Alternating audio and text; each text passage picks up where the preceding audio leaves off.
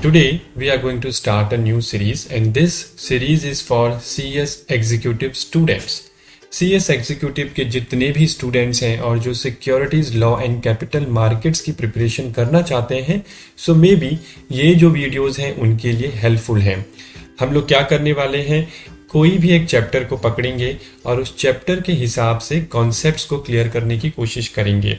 जब आपके concepts clear होते हैं जब आपको एग्जाम में कोई भी क्वेश्चन आता है, कई बार कोई सिनारियो बेस्ड क्वेश्चन आ जाता है, कोई प्रैक्टिकल क्वेश्चन आ जाता है, तो अगर हमारे कॉन्सेप्ट्स क्लियर रहते हैं इन दैट केस आप देखेंगे कि आप एग्जाम को अच्छे से लिख पा रहे हैं और आगे जाके भी आपको हेल्प करने वाला है क्योंकि कॉन्सेप्ट्स क्लियर करना बहुत बहुत जरूरी है।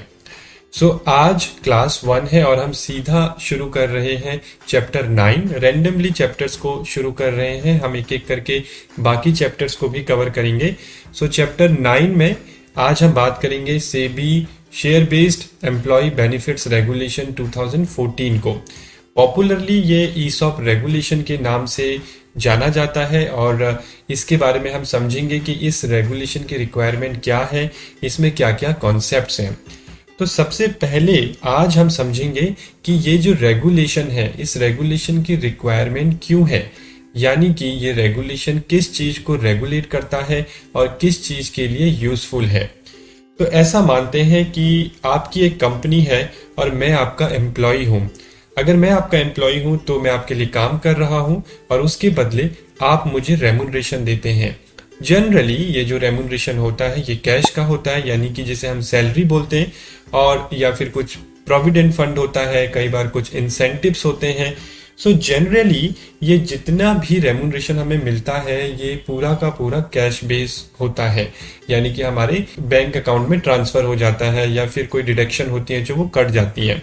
लेकिन काफी टाइम से शेयर बेस्ड एम्प्लॉय बेनिफिट्स की ये जो रेम्यूनरेशन है इन पे भी काफी सारा एम्फेसाइज किया जा रहा है।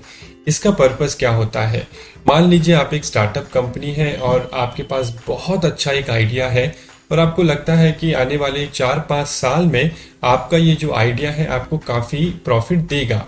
लेकिन इस आइडिया को एग्जीक्यूट करने के लिए या फिर इम्प्लीमेंट करने के लिए आपको बहुत सारी चीज़ों की ज़रूरत है, जैसे पैसे की ज़रूरत है, यानी कि जैसे हम कैपिटल बोलते हैं।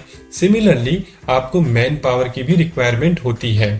तो जहाँ पे कैपिटल की रिक्वायरमेंट है, यानी कि अगर आपको मशीन्स लेनी है या कोई बिल्डिंग लेनी है या कोई भी एसेट्स लेनी है, वो आप कैपिटल अरेंज करके, कैपिटल को प्रोक्योर करके आप उस काम को कर सकते हैं।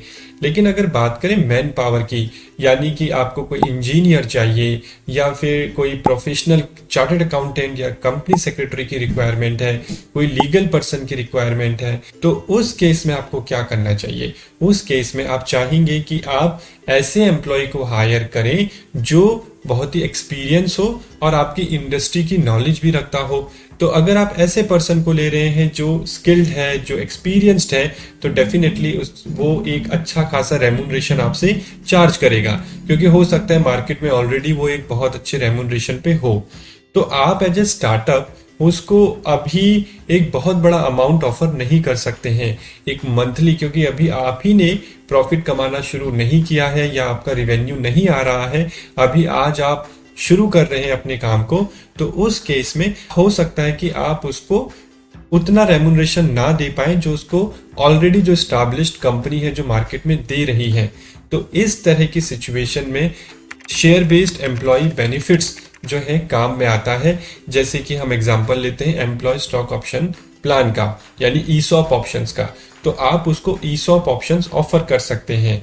अब ये ईसॉप ऑप्शंस क्या है, ईसॉप ऑप्शंस में क्या होगा, जैसे कि हमारे एग्जांपल में आप कंपनी है और मैं एम्प्लॉय हूं, तो आप मुझे बोलोगे कि ठीक है आपकी मंथली सैलरी आज की डेट में इतनी है, हम इतनी सैलरी आपको नहीं दे पाएंगे या फिर डिजायर्ड जो आपका इंक्रीमेंट है वो नहीं दे पाएंगे, लेकिन हमारी कंपनी का आइडिया ये है और अकॉर्डिंग टू अस आप उसको आइडिया समझाओगे, उसे कन्विंस करोगे मुझे, और फिर ये बोलोगे कि ये जो प्रॉफिट है ये प्रॉफिट हम आपके साथ शेयर करना चाहेंगे जब भी हमें प्रॉफिट होता है 3-4 साल में। तो उसके लिए आप क्या करोगे, मुझे स्टॉक ऑप्शन इशू कर दोगे।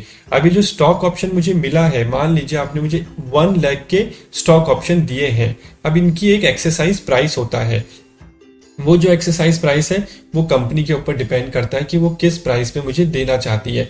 मान लीजिए कंपनी की वैल्यूएशन के हिसाब से आज उसका जो स्टॉक प्राइस है कुछ 11-12 रुपये है। एक एग्जांपल ले रहे हैं हाइपोथेटिकल।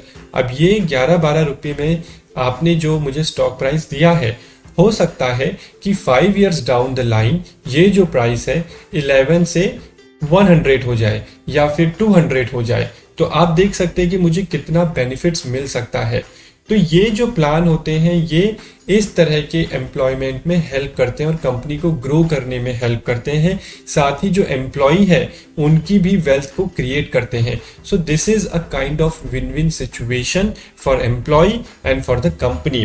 तो ये जो अभी हमने एग्जांपल लिया ये स्टार्टअप कंपनी का लिया, बट ऐसा नहीं है कि सिर्फ स्टार्टअप कंपनी ही ईसॉप इशू करती हैं, बल्कि काफ़ी स्टैब्लिश्ड कंपनी है और काफ़ी लिस्टेड कंपनी है जो टाइम टू टाइम बेसिस पे ईसॉप अपनी एम्प्लॉयज़ को इशू करती रहती हैं।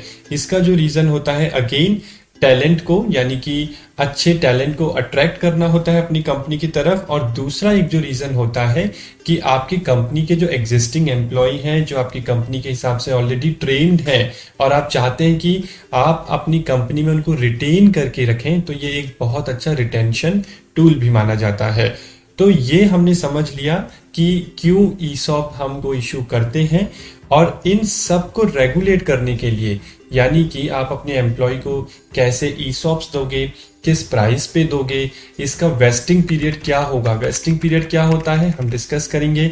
ग्रांट आप कितना कर सकते हो किसी एम्प्लॉय को, और कौन कौन से डिस्क्लोजर्स की रिक्वायरमेंट, किस तरह की अकाउंटिंग आपको करनी है जब भी आप शेयर बेस्ड एम्प्लॉय बेनिफिट अपने एम्प्लॉय को पास ऑन कर रहे हैं। तो ये सभी चीज़ों के लिए रूल्स एंड रेगुलेशन बनाए गए हैं सेबी के share based employ benefit regulation 2014 में। तो आपके एग्जाम के हिसाब से कॉन्सेप्ट को समझेंगे, जो भी प्रैक्टिकल बेस्ड क्वेश्चन आ सकते हैं उनको डिस्कस करेंगे।